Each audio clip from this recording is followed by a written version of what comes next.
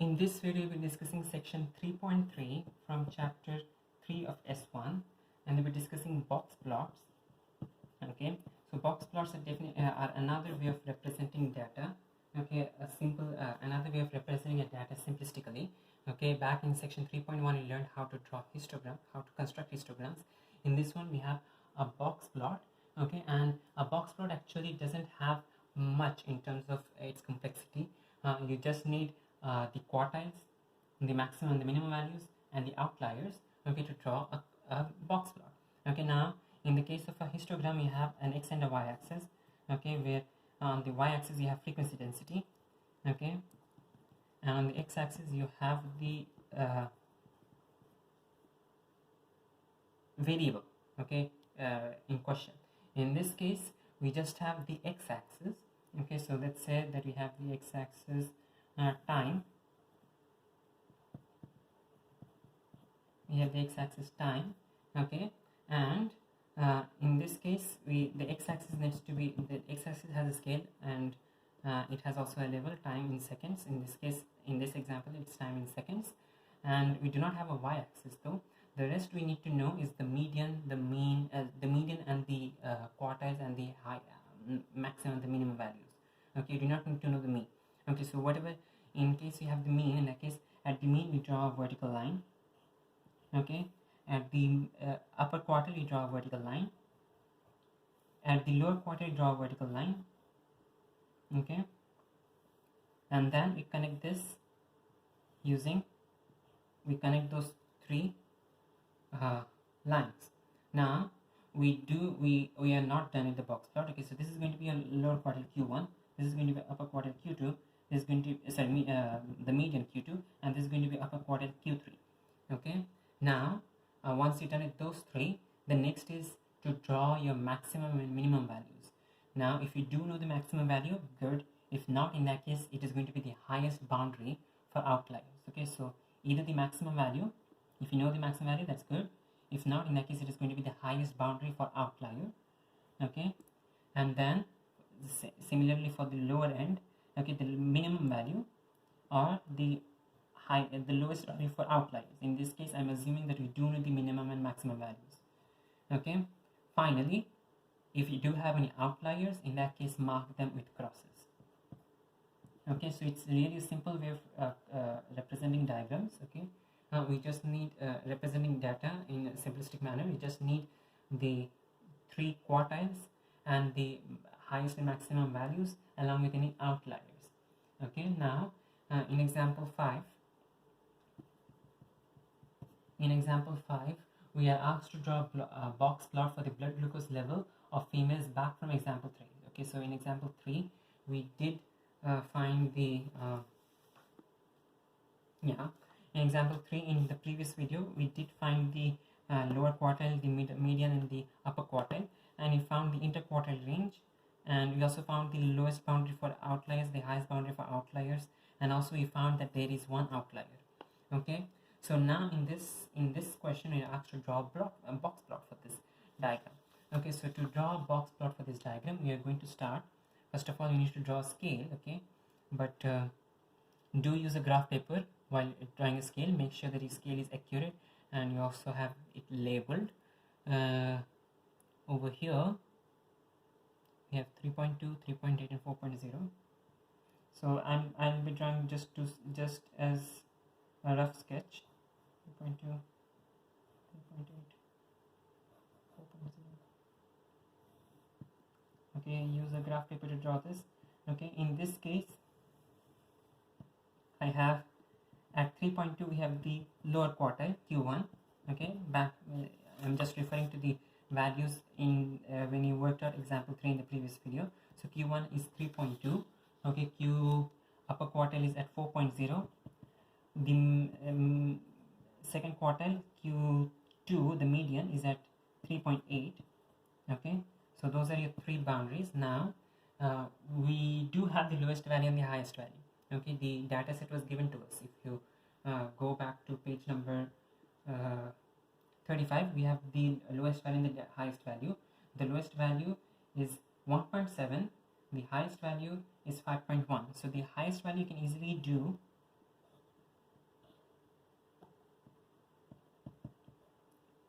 The lowest value is 1.7, but the thing is 1.7 was an outlier. If you remember from the working of the previous question, 1.7 was an outlier.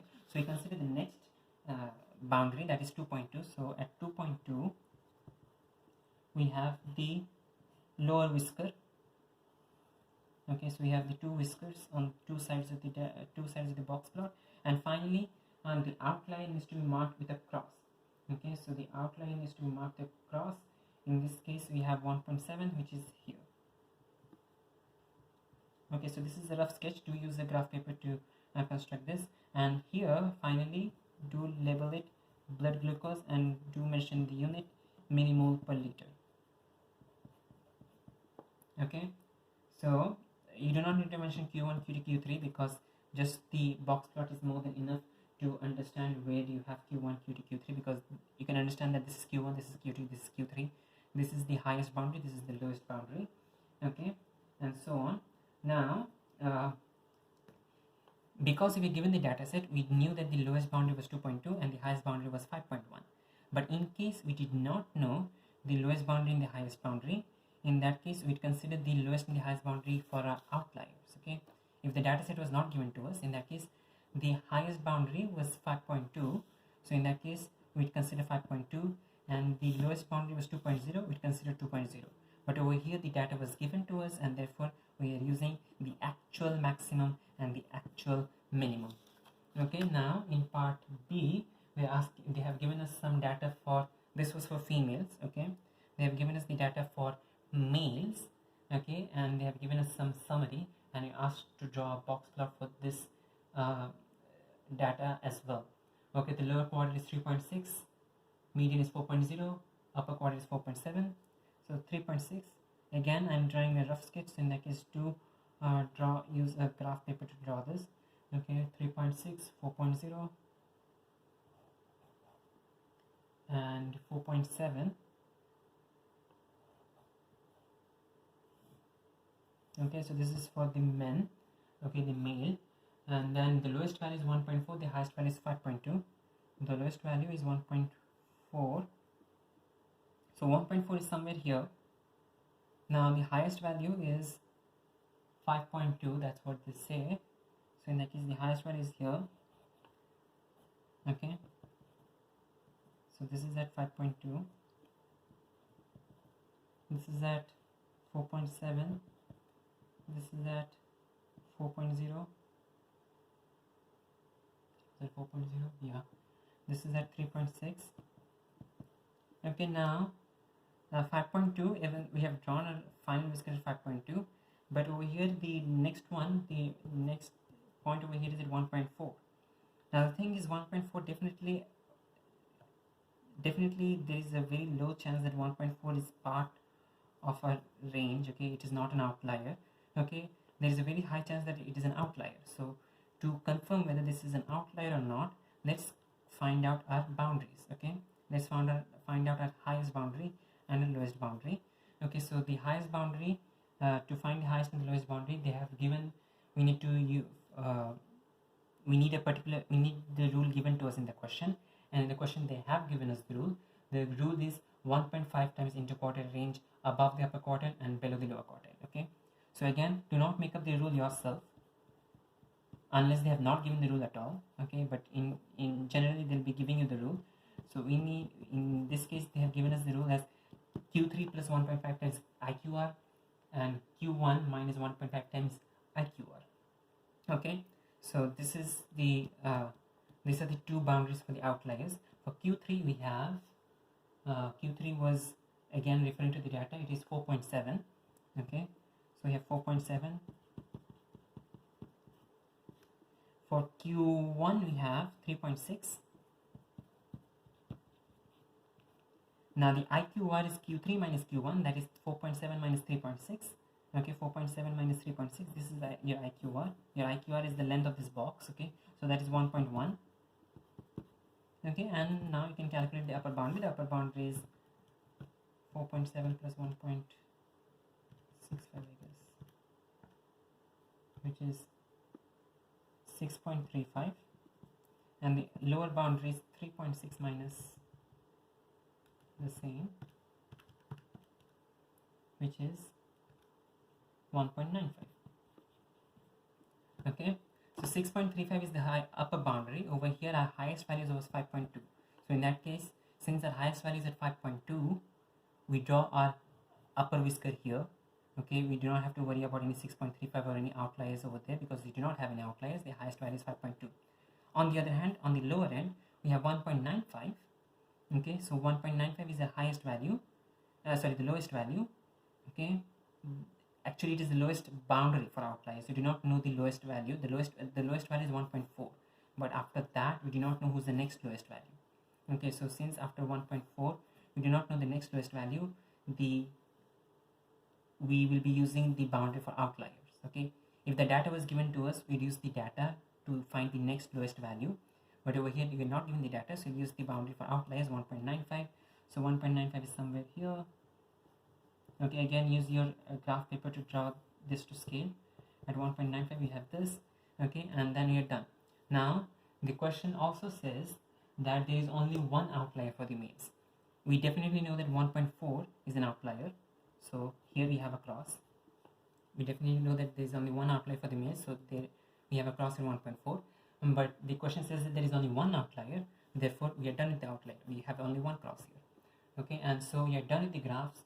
Okay, we done with the box plots except for one thing, and that is this, that since you're drawing both of them on the same graph, we do need to label them separately so that the examiner and anyone who reads the graphs, anyone who views the graphs, the box plots, is able to distinguish which box plot belongs to whom. Okay, in this case, the first one, the upper one belongs to female, the lower one belongs to males.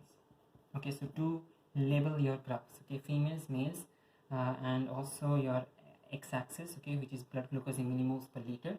Okay, so males and females again, do label the graph if you are drawing two or more box plots on the same graph on the same paper, on the same axis, same set of axes. Okay, and in general again, Q1, Q2, Q3, that's your box. Your if you're given the data, in that case use the highest boundary, use the lowest boundary, those are your whiskers. If you do not have the data, in that case use the outlier boundaries, the highest boundary. Here 5.2 was the highest data point, so that is 5.2. You're not using 6.35. Over here we do not know the next lowest point after 1.4, therefore you used 1.95 to draw this boundary here.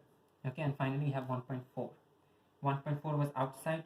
1.4 is less than a lower boundary, that's why we drew a cross over there, because 1.4 is an obvious outlier. Now in part C,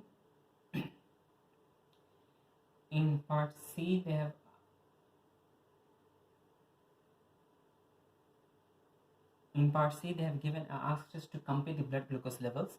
So over here we can easily compare the blood glucose levels by comparing these marks. Okay, so notice that over here the mark for the median, okay, this we can only compare the median. If you're using the box plot, you can only compare the median. Okay, and the interquartile range Q3, Q1, okay, maybe even the maximum and the minimum, those are the things you can compare. Okay, from a box plot you'll not be able to compare, you'll not be able to deduce anything about the mean, because there is nothing about the mean on the box plot. Okay, there is no mean on the box plot, there is no standard deviation on the box plot either. Okay, you have only the mean and the quarters and maybe the interquartile range as well. So in this case you are noticing that the median blood glucose for males is slightly higher, okay, because this is at 4.0, so it is slightly higher than that for females. Okay, the median blood glucose for males is slightly higher for that for females. Okay, this is basic comparison. Okay, in S1 will be asked a lot of it is very common for this kind of comparison questions to be asked. The median over here is greater than that for females, and also the spread. Notice that the interquartile range over here, okay, for both of them are very similar. Let's see, the interquartile range over here is 1.1. okay, over here the interquartile range was 0.8. okay, so the interquartile range was 0.8, and so in that case over here the interquartile range is slightly more than the interquartile range over here, or because the difference is too small, in that case you can say that they are very similar to each other. Do not write that they are the same, because they are not the same. Okay, you can use the word similar, or slightly larger. Okay, so IQR over here is slightly larger or similar. Both of these are acceptable. Do not use the word same. On the other hand, the median IQ is slightly larger or similar for males. Okay, just to make sure that you make the comparison correctly for males. Okay, if you just simply write IQR is slightly larger similar, in that case, well, actually here it doesn't make a difference, but when you slightly larger for males, okay, yeah, it does make a difference, excuse me. Okay, IQ is slightly larger for males. Okay, if you're using similar, in that case it doesn't make a difference, it is similar for both male and female. Okay, if you're using that, in that case the distinction doesn't matter. Over here slightly larger, if you're mentioning slightly larger, you need to mention for whom is it slightly larger. For whom it is slightly larger. In this case it is for males, and that IQ is slightly larger. For median for males is again bit more than that for females. Okay, so it's larger, slightly larger again than that for females.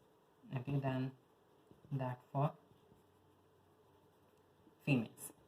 Again, when you're drawing a box plot, you need Q1, Q2, Q3. You draw the box, and then you draw the two whiskers. If you have the data, great. If you do not have the data, use the outlier boundaries, and then finally mark all outliers with crosses.